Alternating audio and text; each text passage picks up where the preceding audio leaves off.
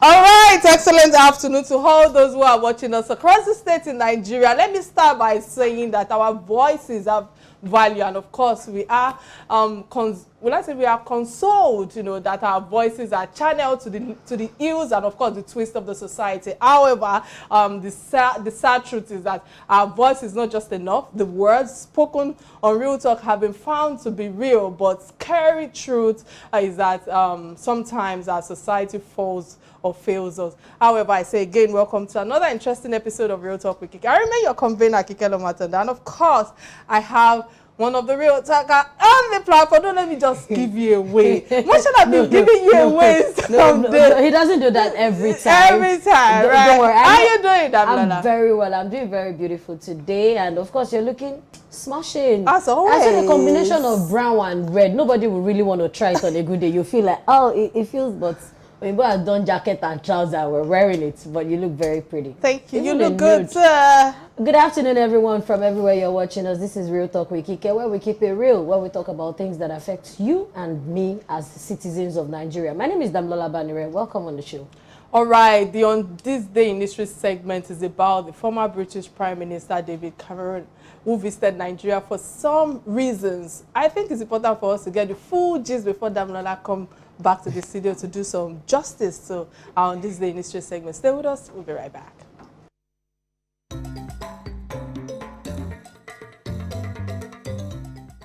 On this day, July 19th, 2011, former British Prime Minister David Cameron from 2010 to July 13th, 2016, who was succeeded by Theresa Mary May, visited Nigeria as part of his working visit to Africa. He was early in South Africa where he held talks with President Jacob Zuma. He was in Nigeria to push a message of trade and democracy before making an early return home to deal with a spiraling phone hacking crisis. David Cameron took part in a press conference with former President Goodluck Jonathan at the State House in Lagos.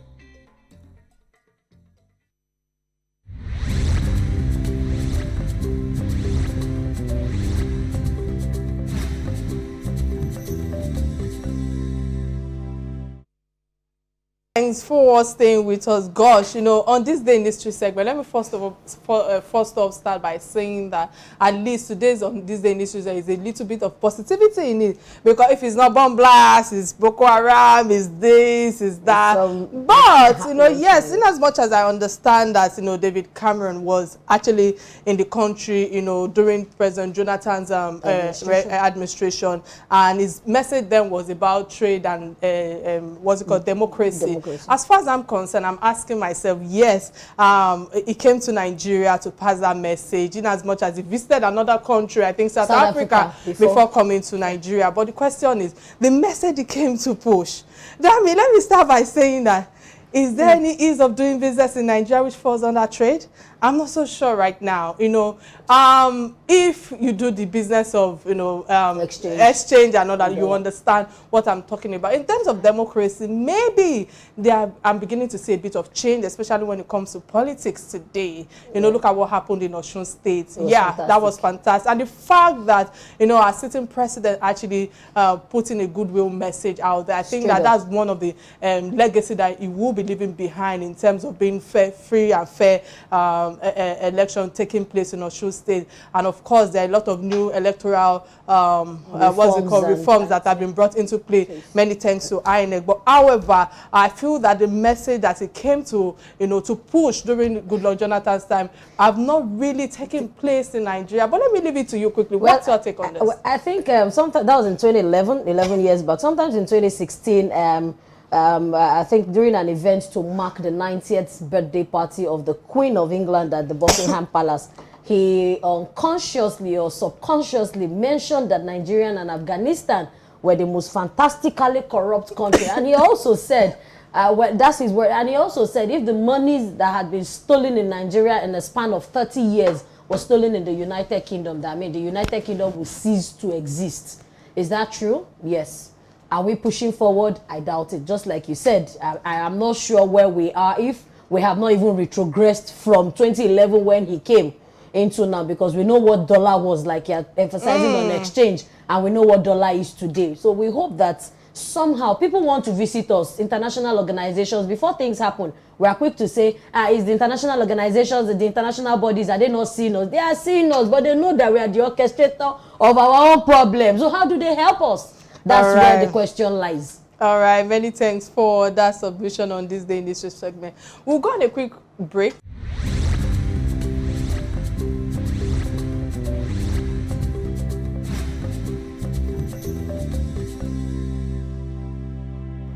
All right, many thanks for staying with us. According to the last figures in 2006, to be precise, of the official Nigerian population census, women constitute 49% of the total population, but there has been a gross gender gap between men and women, and of course, especially in political representation, economic management, and of course, in leadership. Many a times, we wonder why women, despite having this large majority, can't fully partake or participate in major decision-making processes, and of course, be of contention when it comes to recognition of the capacity towards national building. Many factors have been attributed to these challenges, and of course, restriction in our society. Some have been linked with the domination of men, and of course in our industry, and some have also been linked to culture and ethnic beliefs that women don't lead. However, there are these restrictions, have they been made by women themselves, are the question that I was asking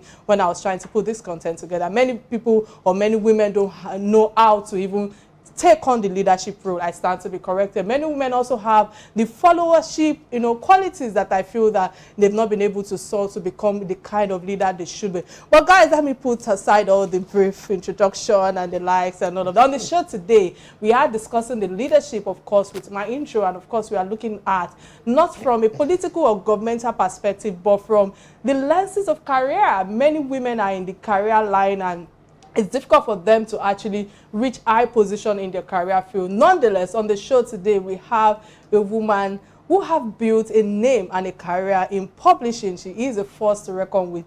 And when I say within the journalism phase, I said, as far as Nigeria is concerned, she is one woman that I feel that she must be reckoned with today with all that she has achieved thus far. And will I add that she's a beautiful woman? You guys, let's get to look at her profile. Stay with me, we'll be right back.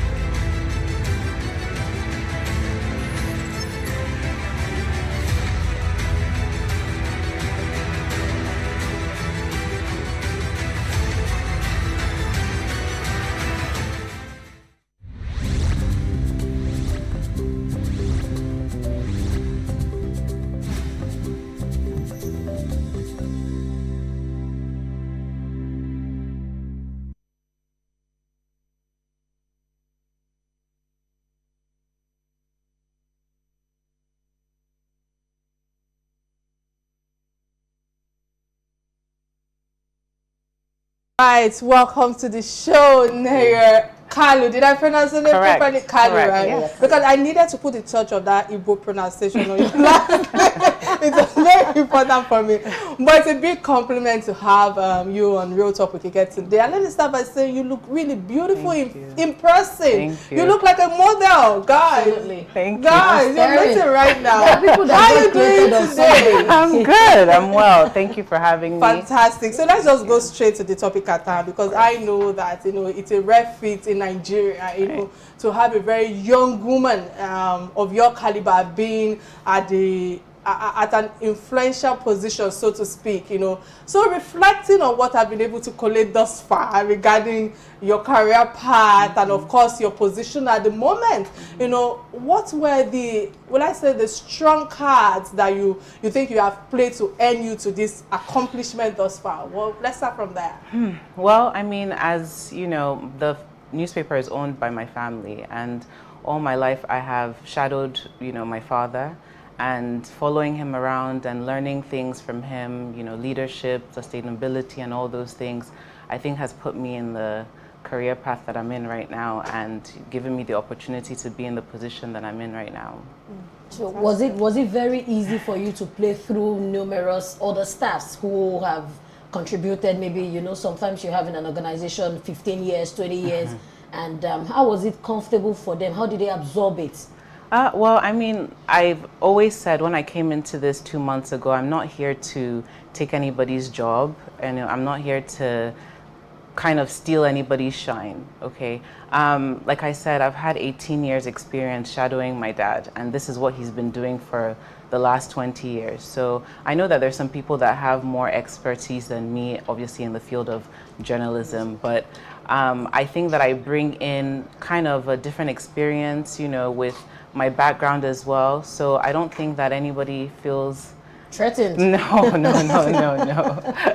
All right, with what you've shared thus far, let me start by saying the print media is one of the powerful tools, you know, to spread or to disseminate narratives out there, you know.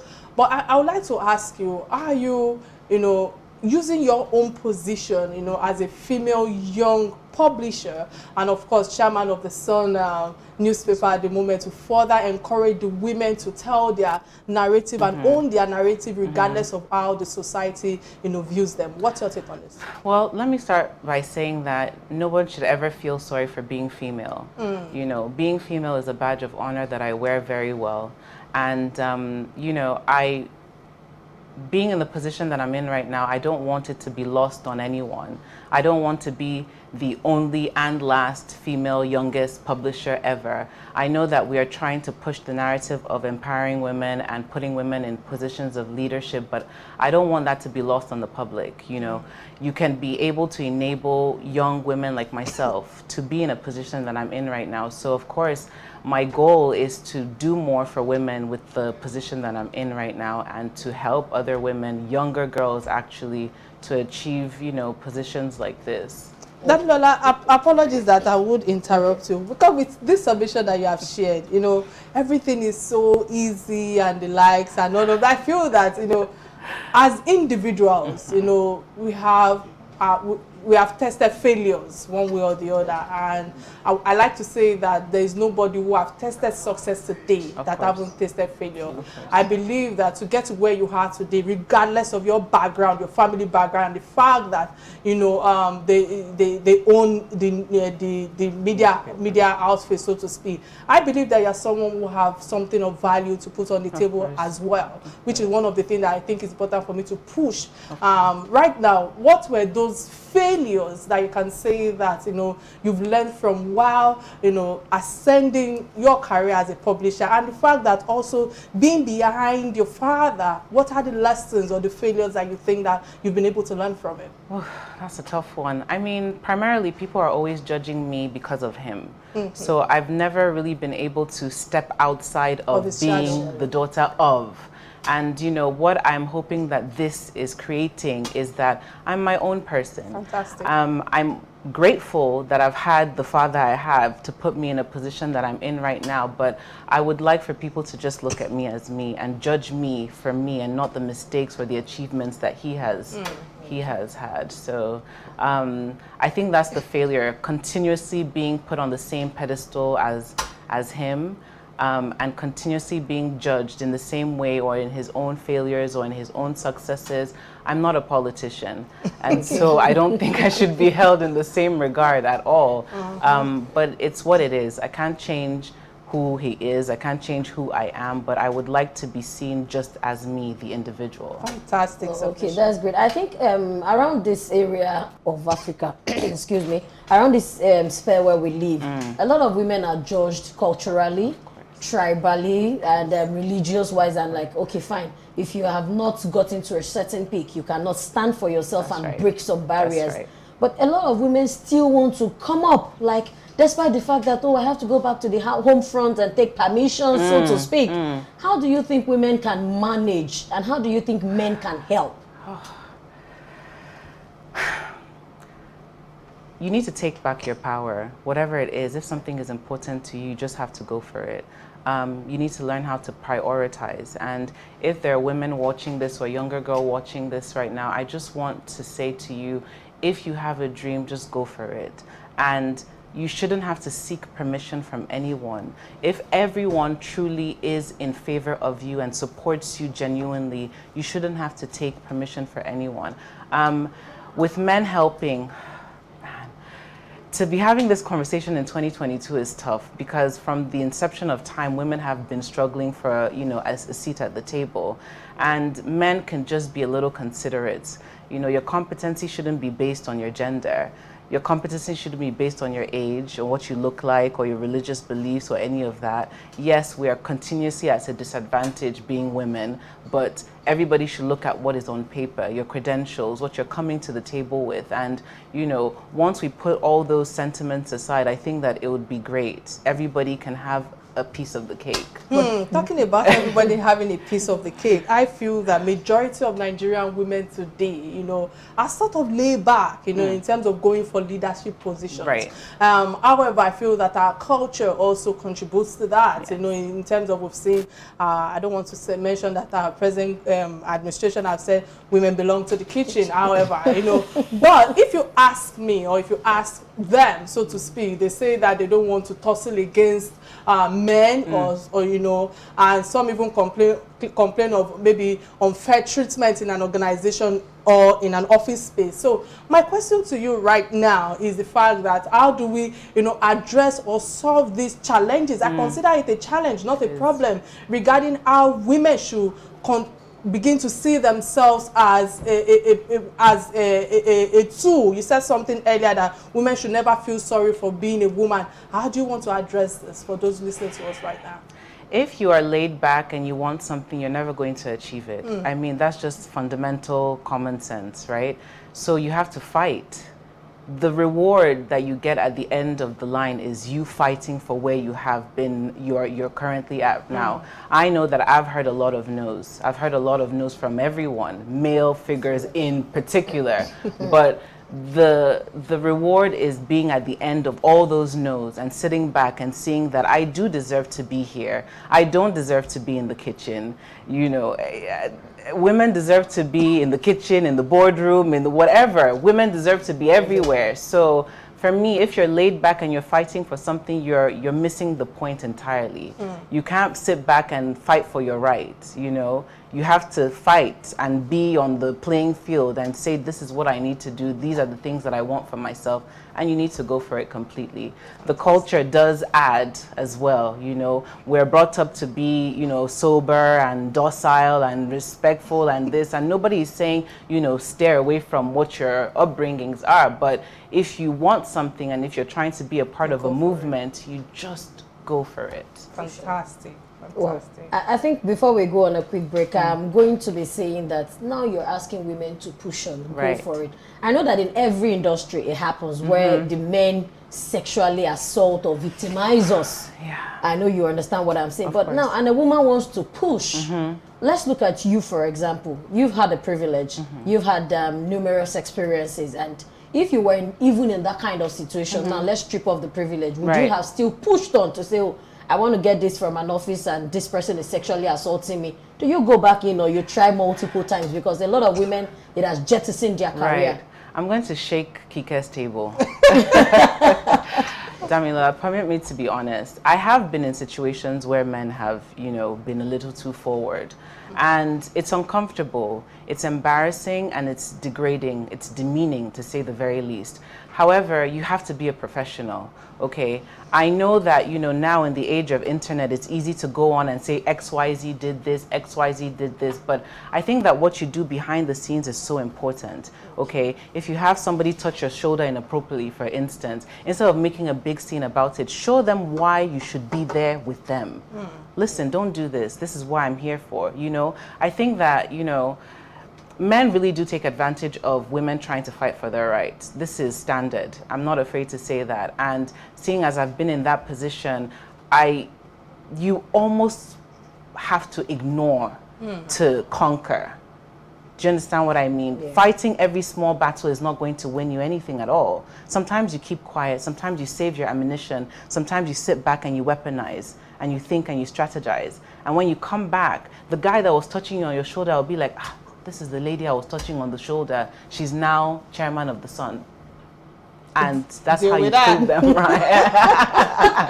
All right, talking about that, great. You know, I must say that there are quite a number of your fans that have been messaging me right now, in as much as we are talking about men allowing us, or in terms of inclusion in an office environment. I have the likes of Yomi Fowokwe. I don't know if I'm allowed to call you guys, as a Tunde on my phone, going on and on, you know, talking about your leadership skills. And I must say I'm proud of you thus far. But guys, it's important for us to go on a quick break. Please stay with us. We'll be right back.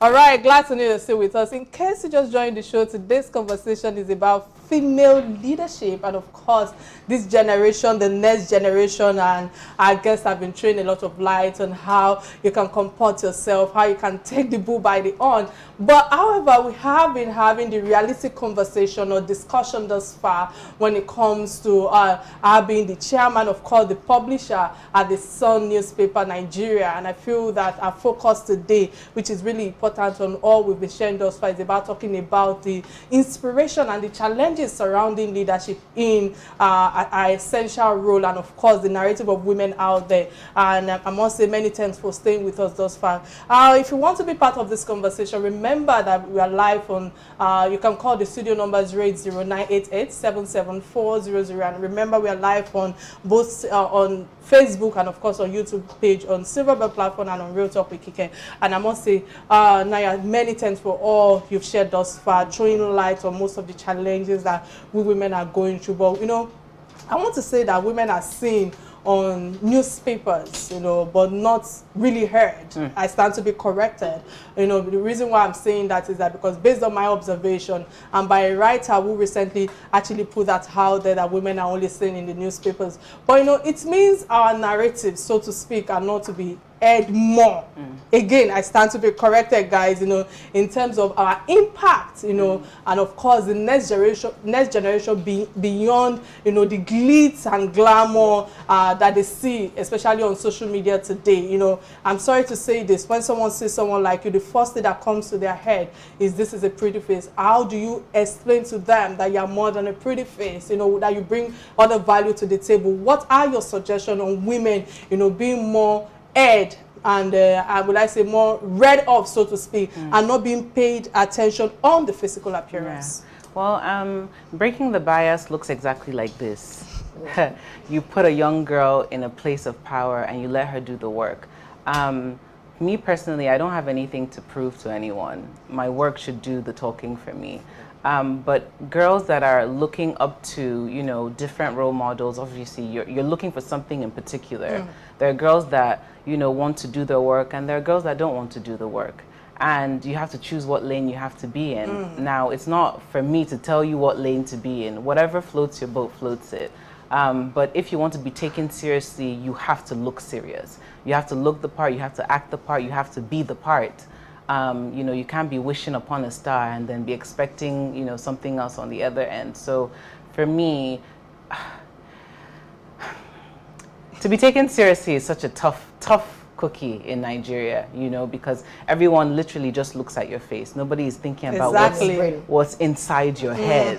So you have to keep being repetitive. You have to keep sounding aggressive. You have to keep doing all those things and, you know, seeming angry to somebody, but you're just trying to push your point across. You have to keep being those things. And, you know, once you get over what people think and what people say, and once you free yourself and get that emancipation, then you're on the right path. I think if we look at young women these days, it's more challenging for me, especially going through social media, maybe social media handles like Instagram, Right. Facebook, and Twitter, and seeing how young girls propagate themselves, how they not necessarily dress. Sometimes Right. dressing does not mean what you have Of upstairs, course. but even their participation in life, in society, it's like, are these people really sure they want to take up the mantle of leadership in the next 2-3 generations? And looking at how we consider our role models, some people don't even know what they are looking for. So I consider a lot of young ladies very fallow, empty, that if you bring people that are more credible to their faces, but these credible ones like yourself are not the social media type, I'm sure you're not, obviously, like I predicted. But if you don't come out more often, how would some other women know that, oh, there's a publisher in Sun who is a female? How do we change Right. these narratives? Right. It's painful. You're right, Damilola. I mean, I've learned that I have to make myself uncomfortable to pass on the message. And if me being more present and more active means, you know, me putting myself out there and being sort of a role model or whatever for other girls, then that's exactly what I have to do. But it can't just start with me. Other women in positions and power have to be willing to carry each other along. And I know everybody's always shouting, you know, women supporting women, but are you really supporting women? If you're XYZ in a company of XYZ and you get 10 CVs and out of the 10, 5 are women, and you know they're credible and you know that they have what it takes, will you go for them?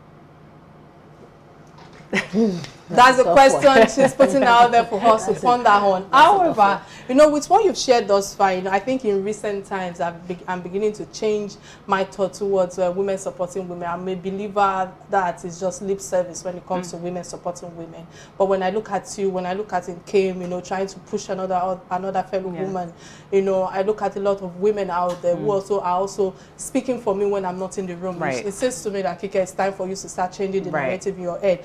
But, you know, with what you've shared thus far, I want to bring you closely to what one of the African, or will I say African richest woman, that is Folushofa Alakija, who said recently that the printing and the publishing sector presents high entry barriers, so to speak, for women, you know, because it's highly capital intensive, you know, and of course there are a lot of many hurdles in the printing media business and of course in our industry today. And also I also feel that probably the reason why she said that is the fact that young people, not women now, hardly read. You know, they've lost that focus of reading. But I want you to please, you know, kind of advise those who are listening to us right now. What would be your advice? Can you give them, especially the young women right now, you know, young ladies out there, what's your advice to them in terms of those who might want to toe in your profession, especially when it comes to print media? Right.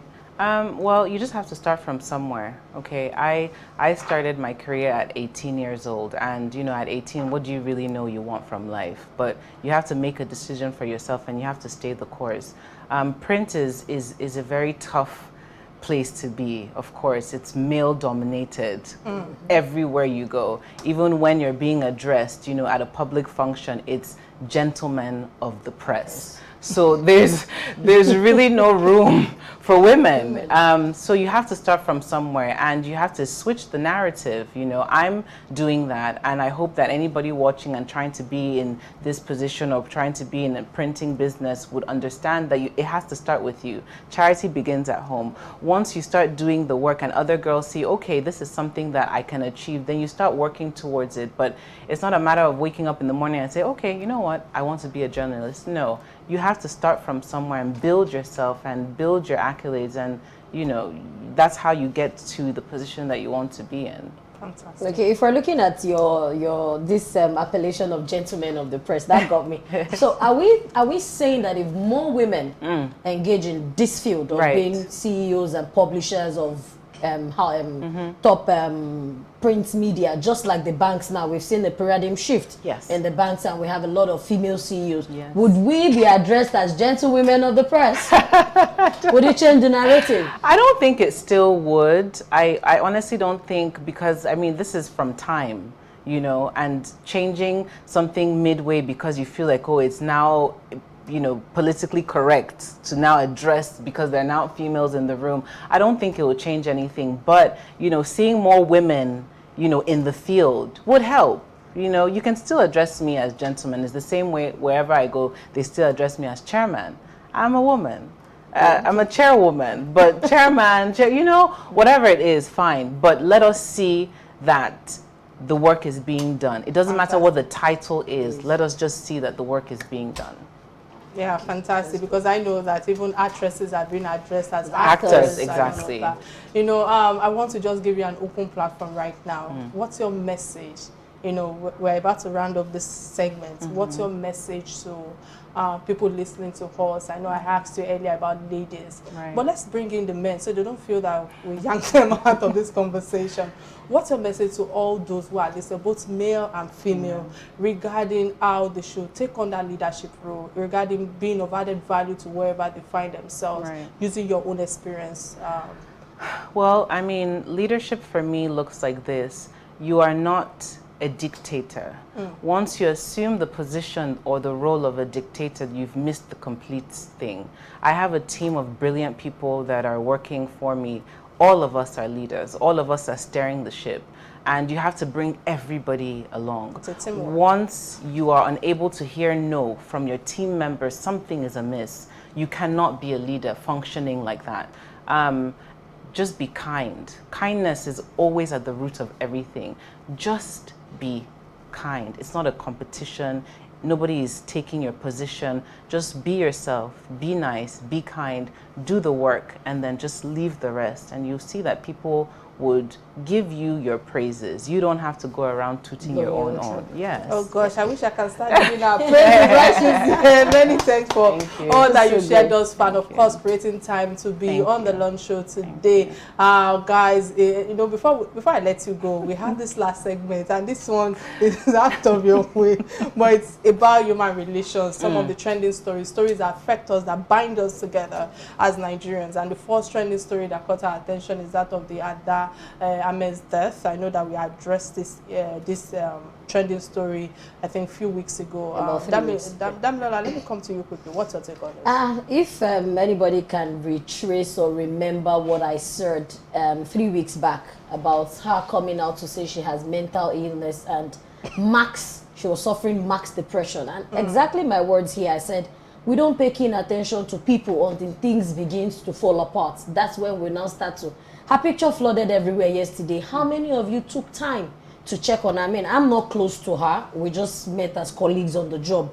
But a lot of people were close to her, but they didn't deem it fit to check on her or to rally around her. And like you said, kindness is just a little act, something very little. That 1,000, 2,000, 5,000 to show support to people who are in their need. But if you never touch us, let me speak pidgin now, it feels like, oh, it's them that is worrying.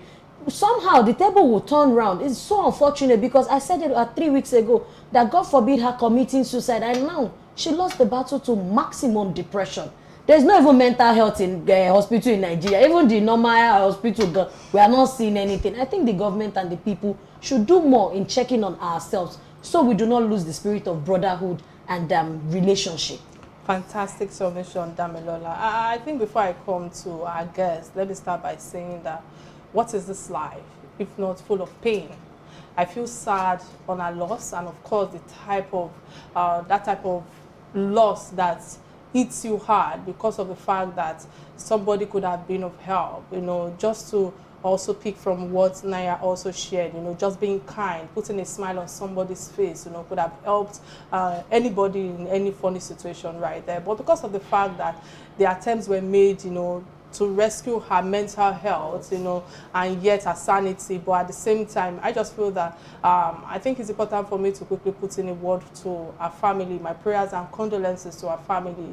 You know, she lost her daughter last year or so, and now we have lost her this year. And I know that I saw some interviews online where she opened up further by saying that she lost her 3 brothers and 3 Three sisters and all of that. So when I started off the show, if my viewers were actually paying attention, I said that our voices are not enough.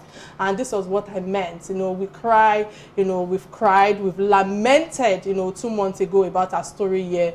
But, you know, we also appeal to quite a number of people that, you know, they should come to our aid and help her. Also, she's one person that I have met also in my return or my reversion to my media practice. And I can tell you that, you know, I actually wanted to dig up the pictures that she took also with my son, and it's so unfortunate that such a free soul, so to speak, you know, was crying for help. And you know, I don't think that she received the help that she needed. Exactly. You know, but all the appeal that we made, you know, and I would say that I feel that what are the lessons. I really don't want to drag anybody, because I just also feel that because when we spoke about her on this platform, we spoke about the fact that she was being dragged about the debts, about the money she was owing, you know, instead of people, you know, disagreeing with the action of the organization, so to speak. You know, I remember that I was being dragged also with my submission with the fact that business is business. She should hold up to our end of the bargain. Here we are, guys. Here we are. Can we see?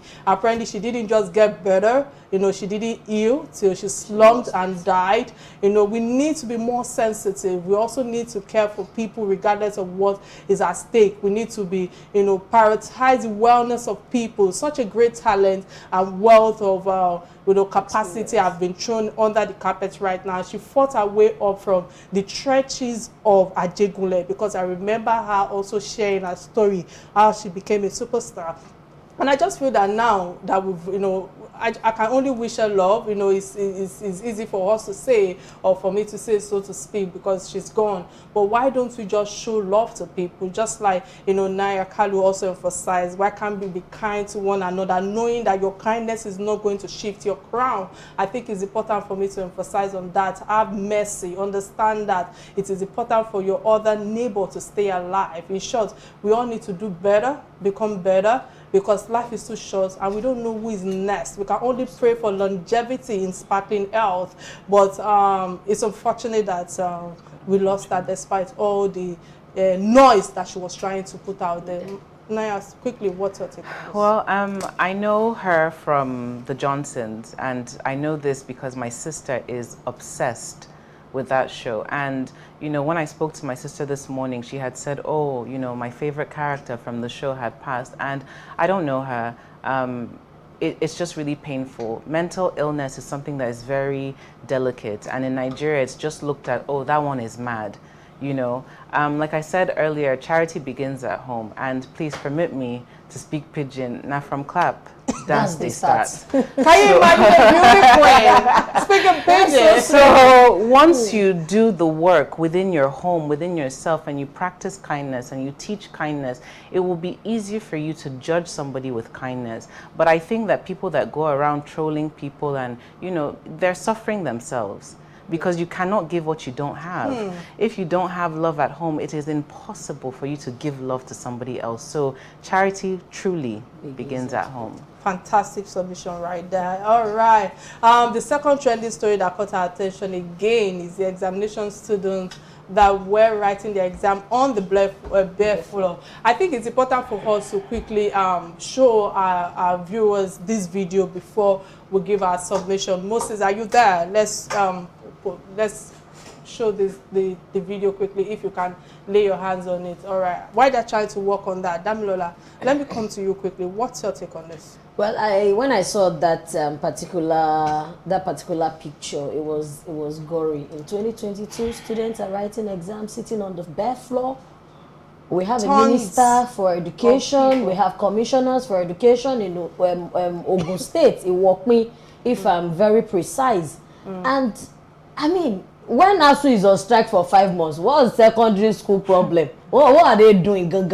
And just today, I was seeing that a university professor in Maiduguri had opened up his library and said, you know what, you people should come and buy these books. So it tells us that a country that does not emphasize on education, where are they really heading to? I mean, just look at students who are probably paid, who their parents are paying, striving so hard. Then they transition from here into ASU problem, And we're not even having it any better. It's not looking like there's light at the end of this tunnel. Incessant problems every other time. And you said the children are the leaders of tomorrow. Are these people even ready to lead today? Because see, what we're asking for is the basics. Because I tell people, I say, Nigerians are complacent enough where we are very agile, we'll do the work, we don't complain. But now, the basic have the basic have become luxury. Because this is luxury already. Going to school and knowing that you are going to sit on the floor. How do you want them to pass examinations? Then you are giving one teacher best teacher of the year. On top waiting. We need to do better. Yeah, we really need to do better. While Moses is trying to work on the video, I think let me start off by saying that, you know, I read how this happened at the waterside area of Ogun State, actually, to be precise, you know, and this is a public secondary school where students, you know, began their third term promotional exam, you know, and I'm asking myself, which promotion exam are they writing? You know, this is terrible. This is very discouraging, if you ask me. This is a public school. Yes, it is unfortunate that these pupils, you know, have to sit on the floor to take their exams. And I feel that we need to actually step away from the fact that quite a number of people will tell you, oh, it's a public school, private schools they don't go through such challenges. I'm sure that it's not only just being in Ogun State. There are other entire states in this country that are also suffering from such plight. So what do we call this cause of our problem when it comes to the educational sector? Is it poor funding? I'm asking in pain. I'm also asking, you know, in terms of management, in terms of, you know, we being deliberate about the wickedness of the part of the school administration, because I really want to hold the school administration accountable. And the reason why I'm actually holding them accountable is the fact that, you know, many schools today, especially government school, you know, they fall back into the government to take one funds or the other. The question is, when they get the funds, are they doing the right thing? Are they investing in the right sector? Yeah, the government says that they spend more on education year in, year out when they put out their budget. I don't know what they're actually spending on. And the primary basic level, this is an high so if you ask me. At secondary stage is even more disappointing. We should even talk about the tertiary level, because they are all still on strike at the moment. ASU is still on strike. Nothing is being done. It seems that our politicians have decided to pay attention to the 2023 election, which is more important to them. So I feel that right now, what is important to me is to actually call out the stakeholders involved, because they need to do the needful. They need to let these peoples have some dignity in the education that they are receiving. And the fact that, you know, even sometimes I've read all sorts where you hear from I don't want to call anybody's name, because I really don't want to receive phone calls after the show, you know, about people saying, oh, they put out food right there to attract students from coming to school. And when they come to school, what are they sitting on? When they come to school, in terms of their, you know, environment, there's no basic amenities. There are a lot of things that is, you know, deficits. NEYA, let me come to you. What's your take on this? You're just teaching the children how to bask in corruption. That's all you're teaching them, you know. Sitting on the floor and writing your exam, what example are you teaching them? And all I can say to anyone watching this show is, please vote. Do the right thing and just vote. It doesn't matter who you want to vote for, but just vote. Wherever your conscience leans, just vote and do the right things. And just remember that, you know, children and everyone's life is at stake here. I mean, Nigeria is literally crumbling before all of us. So if this is what we have to show for it, then it's really sad. It's really sad. I mean, I, for one, no one should be able to suffer, but children especially are really off limits. You send your child to school, they need to be sitting down on chairs, they need to have a table, they need to have at least a good meal at school, they need to have teachers that care to be there, they need to have administrative, you know, personnel that care for them, okay? And when all this is lacking, then this is exactly what you get.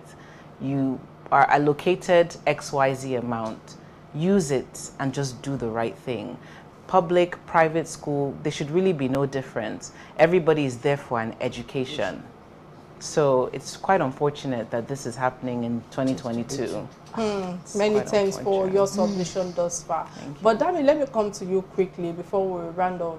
on this show today. With all that NEYA KALU have shared thus far, you know, aside the fact that yes, she is the chairperson of Sun newspaper today, you know, what are the lessons you think that you need to emphasize on two minutes before we round up the show that you think that you want to put out there based on our submission thus far? Firstly, I think that what has also worked for me has been perseverance. The way she said that you need to continue doing it. You know what, it's even a total turn off for me if any man, let's look at it this way, if any man wants to look at my physical attributes before looking at my brain, because I'm like, what if I was not fine? You will not even want to hear me speak before you judge me. So it's I think for our young women, know where you want to stay, know the lane where you want to fight. You cannot sit on the fence. If you want to go for positivity, follow it through. I know God rewards perseverance because we are somewhat very religious in this part of the world. And if you look at antecedents of female who have been CEOs and who have been major stakeholders in their field, they've never taken a no for an answer. A, B, C might tell you no, but if you don't push on to D, E, F, how would you get a yes? So young women should please try as much as possible. Know your craft, know yourself, and then push for it. Fantastic. Many thanks again, NEYA, for all you've shared thus far. I must say that I'm truly, truly impressed by all your career thus far. And of course, you know, when it comes to how you also comport yourself, I think that it's very important for women to know how to comport themselves publicly, which is some of the few things that I was actually looking out for when I was doing research about you. You know, but, you know, talking now, one question came to mind. You know, because I know that with all that you've shared thus far, there are quite a number of people that might also be interested in coming to media. But I've gotten this feedback that, oh, there's no money in media. The money is too little, or the money is this and all of that. So quickly, in 1 minute, before they start running commentary in my ear, you know, Is there money I don't want to say, no, I don't want that, no, I don't want that, I don't want to put her on the altar saying that, oh, is there money in the media? Let me start by saying that, you know, how much do you earn on that job of yours? You know, of course, when I say earning, you don't have to put the figures out there, but is it enough for anyone to say that, you know what, I started at 18. What is the message for them in terms of earning? Knowing that the youth of today are more money conscious. Let me say this. When I started at 18, we were probably one of the few newspapers, so you could imagine how much we were making. Now, you know, everything is filtered. There's social media. Before we break a news, social media has broken the news, and we're just newspaper. We don't have a media house per se. We don't have TV and all that, radio and all that. So for the newspaper, no comment.